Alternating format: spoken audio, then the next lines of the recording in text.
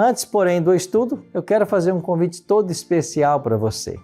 Nós vamos ter aqui no programa Encontro com a Vida um momento em que vamos estudar a Bíblia com os nossos convidados. Isso mesmo, nós estamos abrindo 10 vagas para trazer os nossos telespectadores para juntos estudarmos a Bíblia aqui no programa. Na realidade, nós vamos ir para um local muito especial na Praia de Palmas, aqui em Governador Celso Ramos, e nós vamos passar ali uma semana estudando a Bíblia juntos. Eu quero chamar um videozinho que vai explicar para você como que você pode agora participar desse estudo comigo da Palavra de Deus. Assista aí. Olá, querido, tudo bem? Nós temos uma excelente novidade para te contar. Se você mora no estado de Santa Catarina e gosta de estudar a Bíblia, nós temos um convite muito especial para você. Vem aí o Bíblia Mais, novo programa de estudos da Bíblia com o pastor Arilton Oliveira. Se você estiver disponível para participar das gravações entre os dias 29 de março e 3 de abril, então corra e se inscreva. As gravações serão realizadas no Catre de Santa Catarina, na Praia de Palmas, em Governador Celso Ramos. E todas as despesas de viagem e hospedagem serão por nossa conta. E o que fazer para se inscrever? Basta gravar um vídeo na horizontal com as seguintes informações: seu nome, sua idade, cidade onde mora, profissão, religião e por que deseja participar desse programa de estudo da Bíblia com o pastor Arilton Oliveira. Serão 10 vagas para moradores do estado de Santa Catarina. Grave agora o seu vídeo e mande para o nosso WhatsApp 4832813075. As inscrições podem ser feitas até o dia 3 de março. Estamos aguardando o seu vídeo. Boa sorte! Viu aí? Então faça agora mesmo o seu vídeo respondendo a essas perguntinhas. Mande para nós e quem sabe você não vai ser um selecionado, uma selecionada e vai estar com a gente gravando o programa nos próximos dias. Estou esperando o seu vídeo para você participar com a gente dessas gravações. Agora é o momento de estudarmos a Palavra de Deus aqui no programa e eu quero convidar você a abrirmos hoje a Bíblia no livro de Apocalipse, capítulo 1. Esse será o capítulo que nós vamos estudar, Apocalipse capítulo 1. Antes, porém, do estudo, quero convidar você para nós orarmos e pedirmos a bênção do Senhor. Ora comigo? Maravilhoso Deus e bom Pai, muito obrigado, Senhor, por estarmos reunidos mais uma vez para estudarmos a Tua Palavra. Queremos suplicar que o Teu bom e Santo Espírito esteja conosco e que nós possamos agora entender Tua vontade para a nossa vida. Oramos em nome de Jesus. Amém. Muito bem, toma a sua Bíblia, vamos juntos estudá-la. Hoje, Apocalipse, capítulo 1, verso 3. E o texto diz assim: Bem-aventurados aqueles que leem, aqueles que ouvem as palavras da profecia e guardam as coisas nela escritas, pois o tempo está próximo. Interessante. Que texto extraordinário, que bênção extraordinária. Ela tinha um sorriso melancólico. No quarto, um silêncio ensurdecedor. Era sem sentido. Foi uma experiência agridoce. Um fogo gelado que penetrava nos ossos. Você nota algo estranho nessas frases? Sem dúvida. Elas têm palavras contraditórias. Como seria um fogo gelado? Um sorriso triste? Impossível estarmos diante de uma figura retórica denominada oxômoron, que consiste em completar uma palavra com uma outra que tem um significado contraditório ou oposto. Sem saber, talvez tenhamos a tendência de usar o oxômoro na vida diária. Nem é preciso dizer que ele é muito usado em poemas e textos literários. Interessante, quando tentamos unir ou relacionar as palavras felicidade e Apocalipse, nós temos a nítida sensação de que algo não coincide. Poderíamos muito bem acrescentar este oxômoro à lista, felicidade apocalíptica.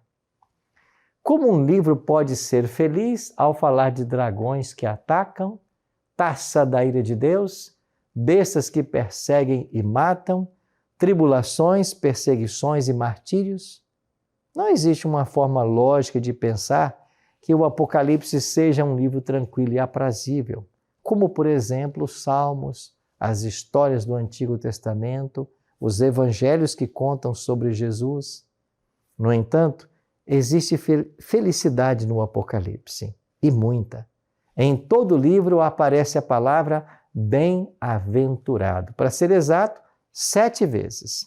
Sim, é o mesmo termo grego que Mateus usa para bem-aventurança, lá em Mateus capítulo 5, onde Jesus, no Sermão do Monte, pronunciou essas palavras. Quando estudamos essas 7 bem-aventuranças apocalípticas, descobrimos em cada uma delas uma mensagem de ânimo e conhecimento para as nossas vidas. Por isso, hoje, desde a longínqua ilha de Patmos, esta mensagem atravessa os tempos e chega até nós. Na realidade, o livro do Apocalipse começa com uma bênção muito especial. Bem-aventurados aqueles que leem, aqueles que ouvem as palavras da profecia. Bem-aventurados, felizes. Ou seja, dá para coincidir o Apocalipse com felicidade, porque o livro revela isso. Bom, em Apocalipse 1:3 nós temos aí uma promessa linda para os que guardam as coisas que estão escritas nesse livro. O imaginário coletivo popular pensa que a felicidade é viajar, ficar relaxado no sofá da sala, assistindo Netflix ou deitado numa cama, navegando pelas redes sociais. Mas a felicidade é o quê? Não se trata de uma atividade acadêmica para fazer uma prova, mas de um exercício diário, pessoal e vital para a vida cristã. Um dia em que não abrimos a Bíblia é um dia em que não ouvimos a voz de Deus. Abrir a Bíblia é como abrir uma janela para a eternidade. Não devemos desperdiçar esse enorme privilégio.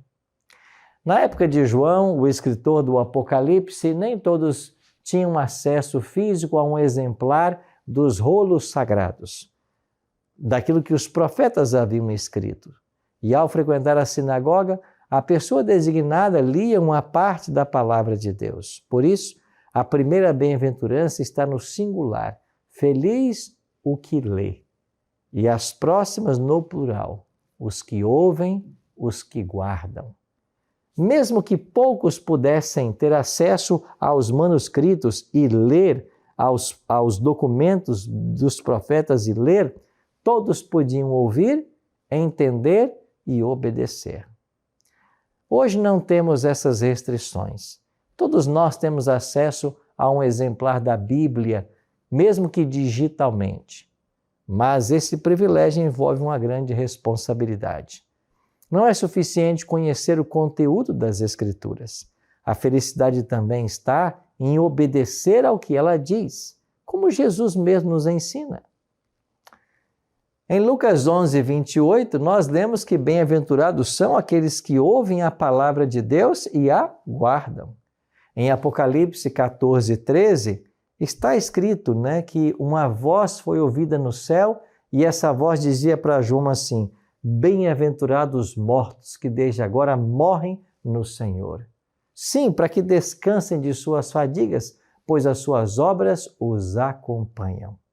Se antes falamos sobre o oxômoro, este texto poderia muito bem ser enquadrado dentro do que nós chamamos paradoxo, ou seja, uma frase ou um ditado aparente contrário à lógica. O texto diz que os que morrem são felizes, mas, claro, não se trata de qualquer morto, diz que aqueles que morrem no Senhor. E mesmo que a morte seja triste, não é uma tragédia final para uma pessoa que morre pronta para ir para o céu. Você percebe que mesmo diante de situações difíceis, há uma visão positiva apresentada no Apocalipse? Aqueles que morrem no Senhor, eles são bem-aventurados, eles são felizes. E por que são? Porque uma recompensa os aguarda, a vida eterna. Já o apóstolo Paulo disse em Filipenses 1:21 que para ele o viver era Cristo e o morrer era ganho. Então essa esperança, ou bem-aventurada esperança, se enquadra no contexto das 3 mensagens angélicas e também se referem àqueles que cumpriram sua obra nessa terra. Quando isso acontece, a providência divina decide que eles descansem, sabendo que em breve eles ressuscitarão. O texto também diz que eles são felizes porque os seus trabalhos cessarão, mas as suas obras continuarão. Ou seja, isso não significa que essas pessoas justas continuarão a viver depois de mortas. Não, a Bíblia é muito clara sobre o estado de uma pessoa que morre. Eles não sabem de nada, eles estão dormindo, perecem todo o seu conhecimento, eles não louvam a Deus, e os justos ressuscitarão quando Jesus voltar pela segunda vez. Então, a expressão que as suas obras os acompanham faz referência ao bom legado que eles deixaram, à influência positiva sobre a vida de outras pessoas. E ao morrer, eles continuam sendo lembrados dessa forma. Existe uma forma de saber se sua missão nesse mundo terminou. Se você está vivo, ela não terminou. Por isso, cumpra hoje o que Deus lhe ordena. Faça parte da missão. Apocalipse 16:15 também diz: eis que venho como o ladrão. E bem-aventurado aquele que vigia e guarda as suas vestes, para que não ande nu e não se veja a sua vergonha. A Bíblia não diz que devemos nos preparar para a segunda vinda de Jesus, não. Diz que devemos estar preparados. Essa diferença de tempo verbal pode ser a diferença entre a morte eterna e a vida eterna. Tanto em Apocalipse como em Mateus 24, Jesus adverte que virá de surpresa como um ladrão. Note que interessante o simbolismo. Em outras partes da Bíblia, o ladrão é identificado com Satanás. Aqui é usado como um símbolo de Cristo, devido à sua aparição repentina. Então, essas bem-aventuranças, elas nos mostram de que nós devemos estar prontos em todo o tempo. Para quê? Porque ele vem como um ladrão, porque ele vem de forma repentina, não com os objetivos de um ladrão, de matar, destruir, mas ele vem para trazer a sua recompensa. Além disso, em Apocalipse 16, verso 15, nós temos um convite. Guarda as vestes, ou seja, guardar os mandamentos de Deus e viver de acordo com eles. Por isso devemos vigiar, ou seja, ficar atentos e vigilantes. Esta ação envolve estar com a luz da vela e acordados durante toda a noite. Tentando lembrar um pouquinho da parábola das virgens, né? Nessa batalha espiritual não podemos dar vantagem. Devemos ser vigilantes e não podemos adiar nossa preparação. Ela deve ser feita hoje, agora. Não devemos ser como aquele servo da parábola que dizia: o meu Senhor tarda em vir. Esse raciocínio lhe dava luz verde para ter um estilo de vida distante daquilo que Deus intencionava para ele. Uma outra bem-aventurança que nós aprendemos do Apocalipse aparece no capítulo 19. No versículo 9 está escrito assim: então me falou o anjo, escreve, bem-aventurado aqueles que são chamados à ceia das bodas do Cordeiro. E acrescentou: são estas as verdadeiras palavras de Deus. Você já foi convidado para um casamento? A palavra bodas é uma palavra mais arcaica para casamento. E aqui no capítulo 19, em mais uma bem-aventurança, nós somos chamados à ceia das bodas do Cordeiro, o casamento do Cordeiro. E com quem Jesus se casa? Com a igreja. Então nós somos convidados a fazer parte dessa festa. E esse convite que você recebeu para uma cerimônia de casamento, você foi convidado apenas para a cerimônia na igreja ou também te convidaram para a festa? Às vezes, por uma questão de financeira, muitos casais convidam os amigos apenas para a igreja, não para a festa. Porque às vezes a comida não está incluída. Costuma ser somente para um círculo mais íntimo de amigos. Mas que maravilhoso é receber convites. É muito bom fazer parte. Mas aqui não somos convidados para uma celebração qualquer. É nada mais, nada menos do que uma festa de casamento no universo. A festa mais sublime que poderia acontecer. O Apocalipse é um livro simbólico. Ali está o esposo que representa Cristo. Ali está a esposa, que é a igreja. Ele, então, une-se à sua igreja. A igreja é pura, é uma virgem. Ela implica numa igreja não contaminada por falsas doutrinas. E é interessante notar que a metáfora que Deus usa, ela nos chama a uma reflexão. Aqui nós temos a união com o seu povo. É um casamento heterossexual, monogâmico. Isso não somente tem relação com Gênesis 1 e 2, mas com toda a Escritura. Deus nos convida hoje para essa celebração. Podemos ir a Ele para obter seu perdão e começar a preparação para o céu. Nós sabemos que ninguém entra em uma festa sem uma vestimenta de acordo com a ocasião. Aqui acontece a mesma coisa.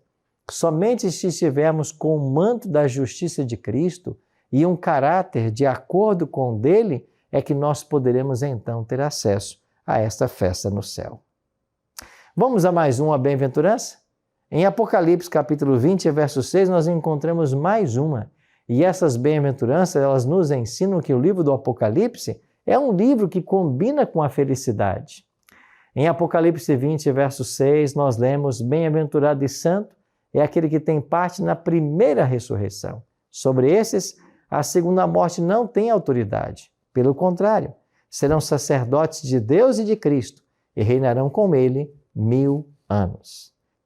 Falamos um pouco sobre esse assunto na segunda bem-aventurança. A morte é nosso maior inimigo, mas também é o salário do nosso pecado. Estamos condenados à morte, mas pela graça de Deus e a vitória de Jesus na cruz, podemos obter a vida eterna. Antes de falarmos da felicidade de morrer no Senhor, agora mencionamos a felicidade de fazer parte da primeira ressurreição. O que significa isso? Podemos explicar desta forma.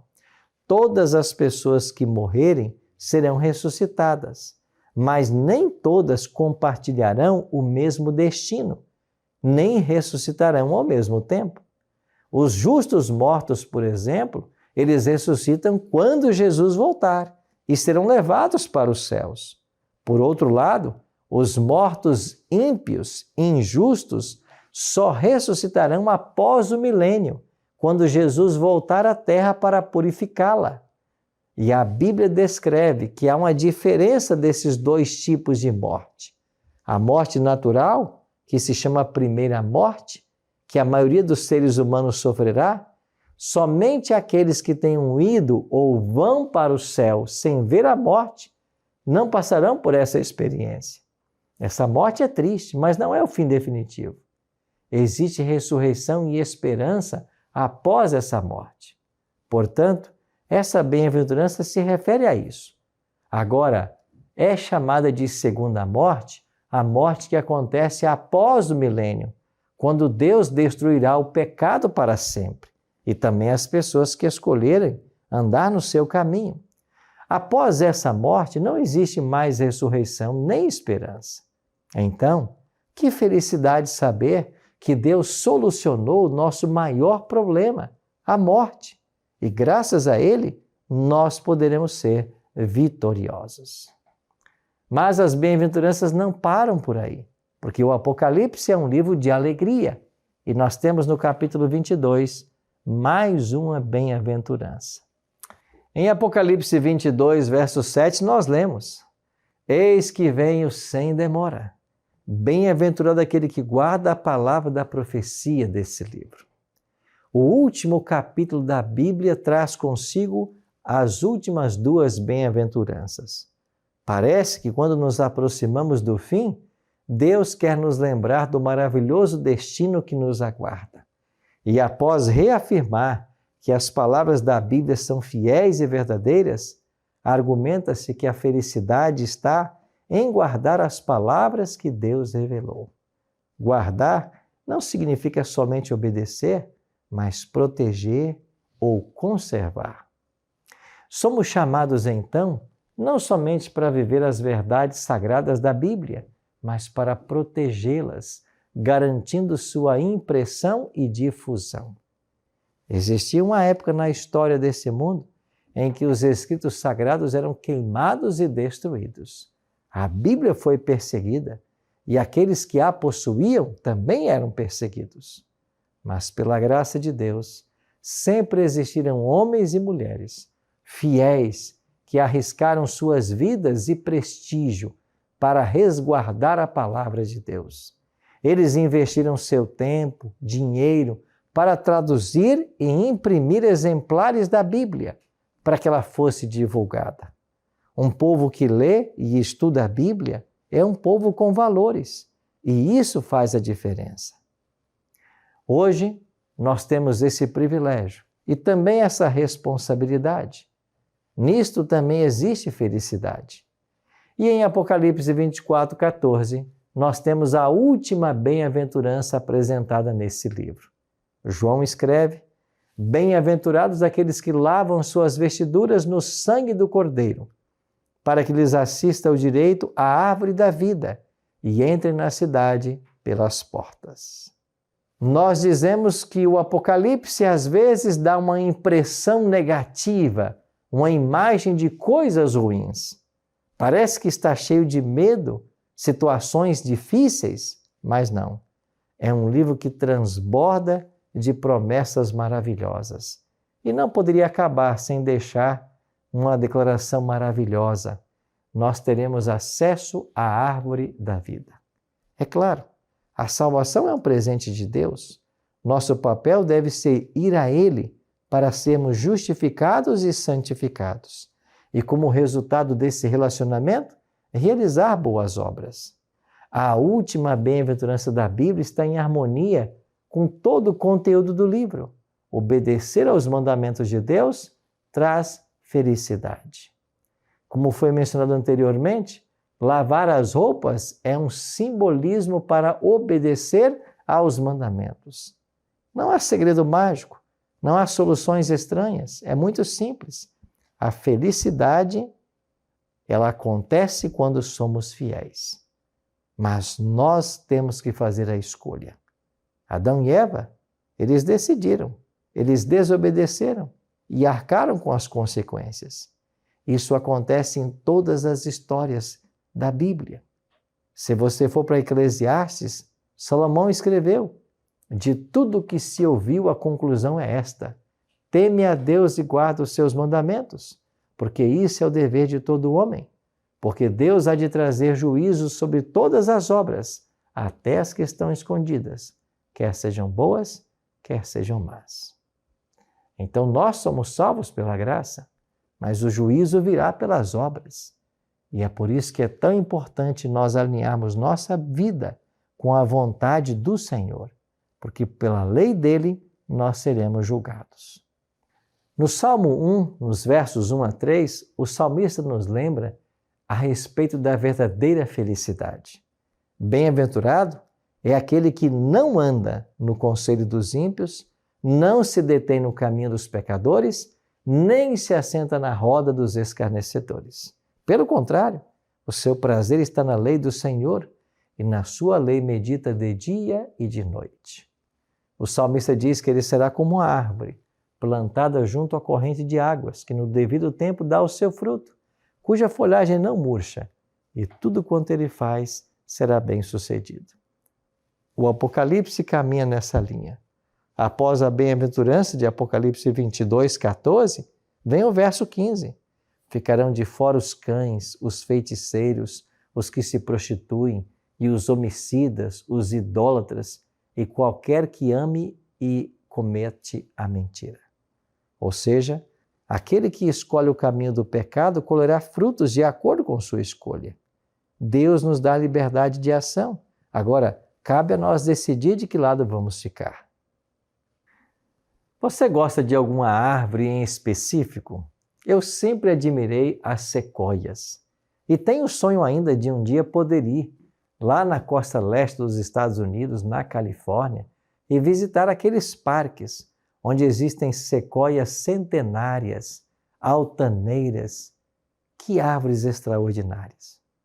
Mas nenhuma árvore que você conhece se compara à árvore que nos aguarda no céu. Aliás, nosso maior anseio é estar no céu com Jesus e ao lado da árvore da vida. É um sonho que às vezes parece distante. Parece que um oceano de pecado nos separa dele. Mas nós podemos confiar que Deus nos dará forças para completarmos nossa caminhada. Um dia isso será realidade. Os justos irão para o céu e desfrutarão a eternidade com Deus, graças ao que Jesus fez na cruz. Imagine você ficar perto da árvore da vida, ao lado de Jesus. É esse o desejo que você tem hoje? Então quero convidar você a olhar cada vez mais para o Apocalipse com esperança, a acreditar na sua mensagem, a saber que ele tem uma mensagem positiva e que no fim as coisas terminarão bem. Interessante que a escritora norte-americana Ellen G. White escreveu que através de todo o livro do Apocalipse se encontram as mais preciosas e enobrecedoras promessas, assim como advertências da mais tremenda e solene importância. Não quererão os que professam possuir conhecimento da verdade ler o testemunho dado por João? É uma pergunta que ela faz. Eu espero que esse seja o desejo do seu coração.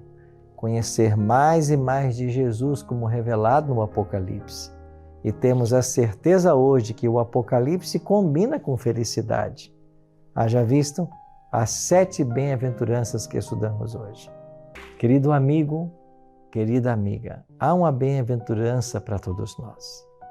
Se nós confiarmos na palavra de Deus, se nós confiarmos naquilo que Ele promete para todos nós em breve iremos desfrutar da vida eterna que aguarda os salvos. Que o nosso coração hoje se abra à influência do Espírito e que Jesus nos ajude em nossa caminhada, nos preparando para o glorioso dia da sua volta. Ora comigo. Bondoso Deus e Pai, que nós possamos entender que a mensagem do Apocalipse é uma mensagem positiva, é uma mensagem que fala de felicidade, é uma mensagem que fala de esperança e enche o nosso coração de otimismo. Nos ajuda, Pai, a nos prepararmos para a Tua volta e que o Teu poder e a Tua graça estejam sobre nós nesse dia. Oramos em nome de Jesus. Amém.